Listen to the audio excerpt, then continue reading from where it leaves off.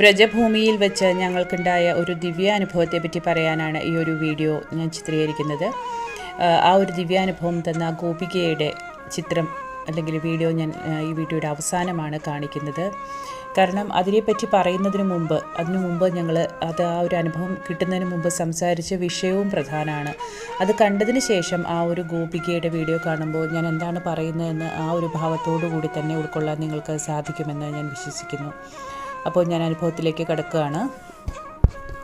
വ്രജഭൂമിയിലെ ഗോപികമാരുടെ നിഷ്കളങ്കവും അനന്യവുമായ ഭക്തിയെക്കുറിച്ച് കേൾക്കാത്ത കൃഷ്ണഭക്തർ അപൂർവമാണ്. അവർക്ക് കൃഷ്ണൻ ദൈവം മാത്രമല്ലായിരുന്നു, അവരുടെ ശ്വാസവും സ്പന്ദനവുമായിരുന്നു. വെറും 12 വയസ്സുവരെ മാത്രമേ കൃഷ്ണൻ വ്രജത്തിൽ വിഹരിച്ചിരുന്നുള്ളൂ. എന്നാൽ ആ ചെറു കാലയളവിൽ തന്നെ ഗോപികമാർ അവരുടെ സകലവും കൃഷ്ണനിൽ സമർപ്പിച്ചു. കൃഷ്ണൻ വ്രജം വിട്ടുപോയ ശേഷവും അവരുടെ കണ്ണുകളിൽ കണ്ടത് എല്ലായിടത്തും കൃഷ്ണനെ തന്നെയായിരുന്നു. ആ സ്നേഹവും നിർമ്മലമായ ഭക്തിയും അവരെ കൃഷ്ണനോട് ഏകീഭവിപ്പിച്ചു. രാധയുടെ പ്രേമവും ഗോപികമാരുടെ പ്രേമഭക്തിയും ഈ രണ്ടും ചേർന്ന് ഭക്തിയുടെ ഉന്നതമായ ഒരു ഭാവം ലോകത്തിനു മുമ്പിൽ കാട്ടിക്കൊടുത്തു. ഈ ഗോപികമാരുടെ മഹത്വം അറിയുവാൻ കൃഷ്ണൻ ഉദ്ധവരെ വ്രജത്തിലേക്ക് അയച്ചപ്പോൾ ജ്ഞാനം പഠിപ്പിക്കാൻ പോയ ഉദ്ധവൻ ഭക്തിയുടെ ആഴം തിരിച്ചറിഞ്ഞ് അവരുടെ ചരണങ്ങളിൽ നമസ്കരിക്കാൻ തോന്നി. ഈ നിമിഷം ഭക്തിയുടെ വിജയമായിരുന്നു. വ്രജത്തിലെ ജ്ഞാൻകുട്ട്ലി എന്ന ഈ ഒരു സ്ഥാനത്ത് ഉദ്ധവരുടെ ഈ ഒരു അനുഭവം കേട്ടുനിന്നപ്പോൾ എൻ്റെ മനസ്സിൽ ഗോപികമാരോടുള്ള ബഹുമാനവും ഭക്തിയും പ്രേമവും നിറഞ്ഞു തുളുമ്പുകയായിരുന്നു. ഒരു ഗോപിയെ കണ്ട് അവരുടെ ചരണങ്ങളിൽ അനുഗ്രഹം തേടാൻ കഴിഞ്ഞിരുന്നുവെങ്കിലെന്ന് എൻ്റെ മനസ്സാഗ്രഹിച്ചു.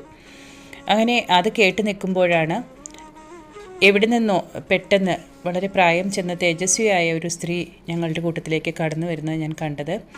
ക്യാമറ കൊണ്ട് അവിടെ എല്ലാം ഒപ്പിയെടുക്കുന്നതിനിടയിൽ പെട്ടെന്നാണ് അതെൻ്റെ ശ്രദ്ധയിൽപ്പെട്ടത്. പെട്ടെന്ന് തന്നെ എൻ്റെ മനസ്സ് സ്വാഭാവികമായി അവരിലേക്ക് ചെല്ലുകയായിരുന്നു. ഒരു സമയത്ത് ഞാൻ അവരെ നോക്കി പുഞ്ചിരിച്ചു. അവർ തിരിച്ച് എന്നെ നോക്കി ചിരിക്കുകയും വളരെ ശാന്തമായിരുന്ന് ആ കൃഷ്ണകഥ ആസ്വദിക്കുകയും ചെയ്തു. സാധാരണ നമ്മുടെ കയ്യിൽ നിന്ന് എന്തെങ്കിലും പ്രതീക്ഷിച്ചു വരുന്ന ഒരാളെപ്പോലെ എനിക്ക് ആ ഒരു അമ്മയെ കണ്ടപ്പോൾ തോന്നിയില്ല. അവർ ആ കൃഷ്ണകഥ ആസ്വദിക്കാൻ എവിടെ നിന്നോ പ്രത്യക്ഷപ്പെട്ടതുപോലെയാണ് എനിക്ക് തോന്നിയത്. ഉദ്ധവരുടെ കഥയെല്ലാം പറഞ്ഞ് നമ്മളോട് നമസ്കരിക്കാൻ പറഞ്ഞു. ആ വ്രജഭൂമിയിൽ നമസ്കരിക്കാനായിട്ട് ഞങ്ങളുടെ കൂടെ ഉണ്ടായിരുന്ന ആചാര്യൻ പറഞ്ഞപ്പോൾ ഞാൻ ആദ്യം പോയത് ആ അമ്മയുടെ കാൽക്കലേക്കാണ്. ആ അമ്മയുടെ കാൽക്കൽ തൊട്ട് നമസ്കരിച്ച് അമ്മയുടെ അനുഗ്രഹം വാങ്ങിയൊരു ദക്ഷിണയും കൊടുത്തു കഴിഞ്ഞപ്പോൾ എനിക്ക് മനസ്സിന് എന്തെന്നില്ലാത്ത ഒരു ആനന്ദം അനുഭവപ്പെട്ടു. അതിനുശേഷം നമ്മുടെ ഗ്രൂപ്പിലുണ്ടായിരുന്ന എല്ലാവരും ആ അമ്മയുടെ അനുഗ്രഹം പോയി വാങ്ങി. ആ അമ്മയുടെ കണ്ണുകളിൽ നിന്ന് ആനന്ദാശ്രുക്കൾ ഒഴുകുന്നത് കാണാമായിരുന്നു. ആ ഒരു അനുഭവം വളരെ മനോഹരമായിട്ട് എനിക്ക് അനുഭവപ്പെട്ടു. കാരണം നമ്മൾക്ക് വേണമെങ്കിൽ അത് സാധാരണ സംഭവമായി കാണാം, പക്ഷെ ഞാൻ അങ്ങനെ കാണാൻ ആഗ്രഹിക്കുന്നില്ല. കാരണം പലപ്പോഴും ഇതിനു മുമ്പും എനിക്ക് ഗുരുവായൂർ ക്ഷേത്രത്തിലുണ്ടായ ഒരു അനുഭവം ഞാൻ പറഞ്ഞിട്ടുണ്ട്. അന്ന് മനസ്സ് അത് ഒരു ദിവ്യാനുഭവമായിട്ട് കണക്കാക്കാൻ സാധിക്കാതിരുന്നപ്പോൾ മനസ്സിൻ്റെ ആ ഒരു തോന്നലുകളുകൊണ്ട് വളരെ കാലം കഴിഞ്ഞ് ഒരു സാധു എന്നോട് അത് ഒരു ദിവ്യാനുഭവം തന്നെയായിരുന്നു എന്ന് ഉറപ്പിച്ച് പറയുകയുണ്ടായി. ഇതൊന്നും അറിയാതെ തന്നെ ഇങ്ങനൊരു അനുഭവം ഗുരുവായൂരുണ്ടായില്ലേ, അത് ദിവ്യാനുഭവമായിരുന്നു എന്ന് അദ്ദേഹം പറഞ്ഞു. ആ ഒരു കഥയൊക്കെ ഞാൻ നേരത്തെ പറഞ്ഞിട്ടുണ്ട്.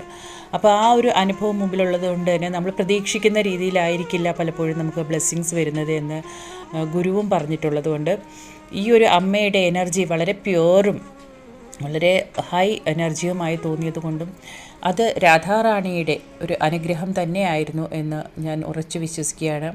അവിടെ നിന്ന് പോകുന്ന ആ സമയത്ത് ആ അമ്മയോട് ഞാൻ ചോദിച്ചു അമ്മയുടെ പേരെന്താണ് എന്ന്. അമ്മ പറഞ്ഞ ആ പേര് കേട്ടപ്പോൾ എൻ്റെ വിശ്വാസം ഒന്നും കൂടി ദൃഢീഭവിച്ചു. അമ്മ പറഞ്ഞത് വിശാഖ എന്നാണ്. രാധയുടെ അഷ്ടസഖികളിൽ ഒരാളാണ് വിശാഖ. ആ ഒരു പേര് തന്നെ അമ്മ പറഞ്ഞു കഴിഞ്ഞപ്പോൾ ഞാൻ ഒന്നുകൂടെ അമ്മയുടെ കാൽക്കൽ വീണ് നമസ്കരിക്കുകയായിരുന്നു. ഞങ്ങൾ അവിടെ നിന്ന് ഇറങ്ങിയപ്പോൾ ഞങ്ങളെല്ലാവരും അതേപ്പറ്റി തന്നെ സംസാരിക്കുകയായിരുന്നു. പെട്ടെന്ന് തന്നെ അടുത്തുള്ള ഒരു ക്ഷേത്രത്തിൽ പോയി തിരിച്ചു വന്നപ്പോൾ അമ്മയെ അവിടെ ഒന്നും കണ്ടില്ല.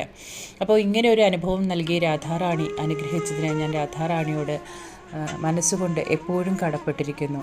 കാരണം രാധാറാണിയുടെ അനുഗ്രഹം ഇല്ലാതെ ആർക്കും വൃന്ദാവനത്തിൽ പ്രവേശിക്കാൻ സാധിക്കില്ല. ജ്ഞാനം സിദ്ധിച്ചതായിട്ടുള്ള സ്ഥാനമാണ് ഈ ജ്ഞാൻകുത്തടി. പരമ ഭാഗവതനായിരിക്കുന്ന ഉദ്ധവരെ ഭഗവാൻ വൃന്ദാവനത്തിലേക്ക് പറഞ്ഞയക്കുകയാണ്. അപ്പോൾ എന്തിനാണ് ഭഗവാൻ ഈ ഉദ്ധവരെ വൃന്ദാവനത്തിലേക്ക് പറഞ്ഞയച്ചത്? ഗോപി ജനങ്ങളുടെ ഭക്തി എന്താണ് എന്ന് ഉദ്ധവർ അറിയണം. അതേപോലെ ഈ ഉദ്ധവരുടെ മനസ്സ് എന്താണ് എന്ന് ഈ ഗോപസ്ത്രീകൾക്ക് മനസ്സിലാവും. ഭാഗവതന്മാര് ഭക്തരെ തമ്മിൽ ഇണക്കുക എന്നുള്ളത് ഭഗവാന്റെ ഒരു സമ്പ്രദായം. അതിനുവേണ്ടി തന്നെയാണ് ഭഗവാൻ ഈ ഉദ്ധവരെ ഈ വൃന്ദാവന ഭൂമിയിലേക്ക് പറഞ്ഞത്. ഇവരുടെ ഈ വാക്കുകളൊക്കെ കേട്ട സമയത്ത് ഉദ്ധവര് ഇവിടെ വെച്ച് പറയുന്നത് ഭഗവാന് ചിലത് നിങ്ങളോട് പറയാനുള്ളതാണ്. അപ്പോൾ എന്താണ് ഈ ഭഗവാന് പറയാനുള്ളത് എന്നതൊന്ന് കേൾക്കണം. ഭഗവാന്റെ ഭാഷയായിട്ട് തന്നെ ആ ഭഗവത് വാക്കുകൾ ഗോപീജനങ്ങളെ ഉദ്ധവർ അറിയിക്കുന്നു. ഉദ്ധവർ പറഞ്ഞു ഭഗവാന്റെ ഭാഷയായിട്ട് തന്നെ പറഞ്ഞത്, കൂട്ടരെ നിങ്ങൾ വൃന്ദാവനത്തിൽ ഇരിക്കുന്നു, ഞാൻ മധുരയിലിരിക്കുന്നു. ദേഹം കൊണ്ട് ഒരു പക്ഷെ നമ്മൾ അകലത്തിലായിരിക്കാം, പക്ഷെ മനസ്സുകൊണ്ട് ഒന്നാണ്. ഇനി ദേഹം കൊണ്ട് അടുത്തുണ്ടായിച്ചിട്ട് വലിയ വിശേഷമൊന്നുമില്ല. എന്താ കാരണം എന്ന് വെച്ചാൽ സന്നികർഷോഹി മർത്തിയാനാം അനാദരണ കാരണം എന്ന് പറയും. സന്നികർഷം എന്ന ശബ്ദത്തിൻ്റെ അർത്ഥം സമീപസ്ഥിതി. എപ്പോഴും ഒരാള് അടുത്തുണ്ടായി കഴിഞ്ഞാൽ ആ ആളെ പിന്നെ വലിയ വിലയൊന്നുണ്ടാവില്ല. അടുക്കും തോറും ഗൗരവം കുറയായിരുന്നു.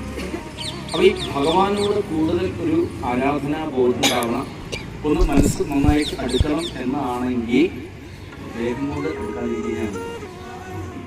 അപ്പോൾ ഇടയ്ക്കൊരു അകൽച്ച ഉണ്ടാവുന്നത് എന്തുകൊണ്ട് നല്ലതാണ്, ദേഹം കൊണ്ട് അകൽച്ച ഉണ്ടാവുന്നത് എന്തുകൊണ്ട് നല്ലതാണ്, എന്തിനു വേണ്ടിയിട്ടാണ്? മാനസികമായിട്ട് അടുക്കാൻ വേണ്ടിയിട്ടാണ്. അപ്പോൾ നിങ്ങൾ എവിടെയാണോ ഇരിക്കുന്നത് അവിടെ തന്നെ ഇരുന്നാൽ മതി. നിങ്ങൾ വേണ്ട. ഇന്നേ വരെ ഒരു കാലത്തും ഭഗവാൻ ആരെയും തൻ്റെ അടുത്തേക്ക് താൻ ഇന്നത്തിലുള്ളത് അവിടെ വരണം എന്ന് പറഞ്ഞ് വിളിച്ചിട്ടില്ല. പക്ഷെ നമ്മൾ പലരും പോകുന്നുണ്ട്. എന്തിനേയും പോകുന്നത് അല്ലെങ്കിലും ആ ഭഗവാന്റെ അടുത്തേക്ക് എടുക്കാൻ സാധിക്കുമെങ്കിൽ അത് നല്ലതല്ലേ, അത് വെച്ചിട്ടാണ്. അപ്പോൾ ഭഗവാൻ ഇവിടെ പറയാനുള്ളതെന്ന് വെച്ചാൽ നിങ്ങൾ ഇരിക്കൂ, എവിടെ ഇരിക്കുന്നു അവിടെ തന്നെ ഇരിക്കും.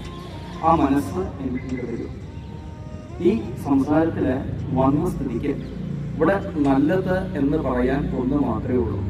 അത് മൈ ഭക്തർക്ക് ഭൂതാന അമൃതത്വമായ കൽപ്പതയെ, എന്നിൽ ഉള്ളതായിരിക്കുന്ന ഉറച്ച ഭക്തിയാണ്, ഉറച്ചതായിരിക്കുന്ന ശ്രദ്ധയാണ് ഓരോരുത്തരെയും അമൃതത്വമായ മരണമില്ലാത്ത അവസ്ഥ, നാശമില്ലാത്ത അവസ്ഥയിലേക്ക് എത്തിക്കുന്നത്.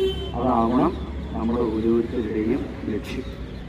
ആ ഒരു തലത്തിൽ എത്താൻ സാധിക്കട്ടെ.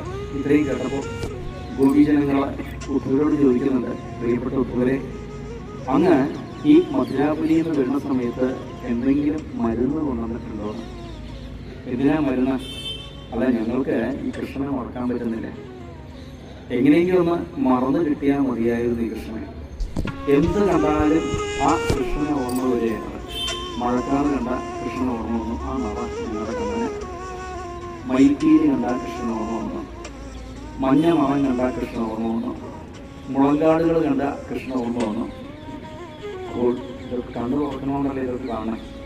എന്നാൽ ഒരു ഭാഗത്ത് കണ്ണടച്ചിരുന്നൂടെ എന്ന് ചോദിച്ചാൽ അപ്പോഴോ കണ്ണടച്ചാൽ അതിലേറെ ബുദ്ധിമുട്ടാണ്.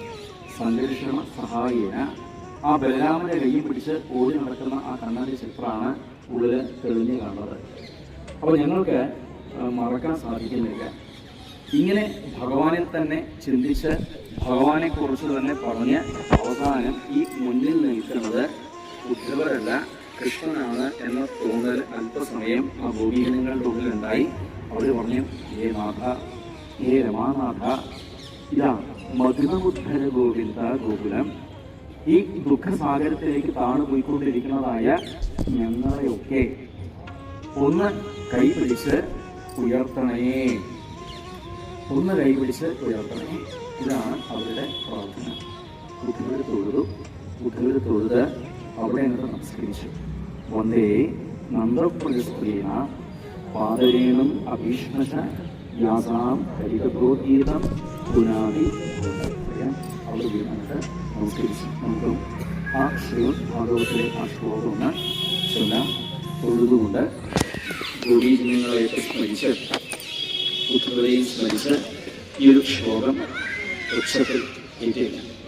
സർവത്ര ഗോവിന്ദനാമ സങ്കീർത്തനം ഗോവിന്ദ ഗോവിന്ദ.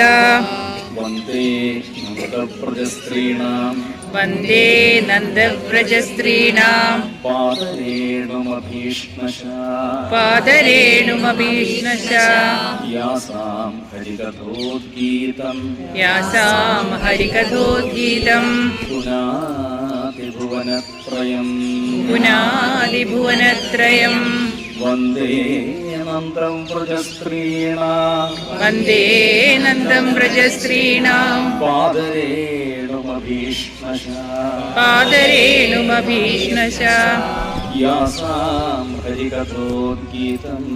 യാസാം ഹരികഥോദ്ഗീതം പുനാതിഭുവനത്രയം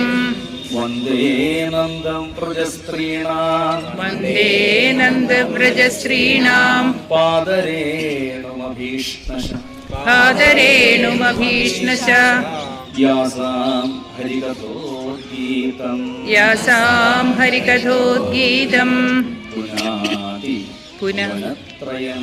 പുനാതിഭുവനത്രയം ഗോപികാ ജീവനസ്മരണം